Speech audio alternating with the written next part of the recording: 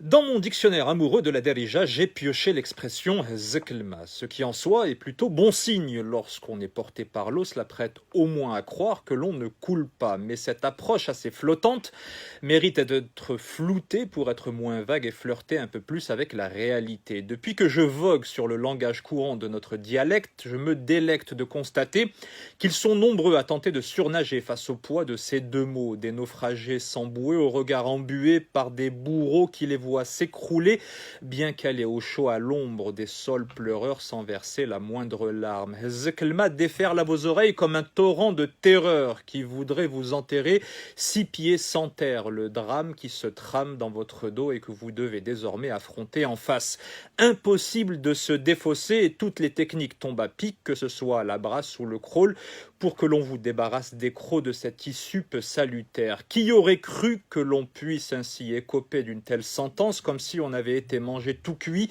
tel un poisson sur le grill, car il y a de quoi se sentir grillé, surtout lorsque le zeklma est suivi de darbak do, une double peine en capitale qui vous met sous haute tension, de quoi être révolté face à tant de velléité. Alors attention à ne pas perdre les pédales et devenir conducteur de courant, en tout cas le ton est donné, et certains n'hésiteront pas à aller encore plus loin en proclamant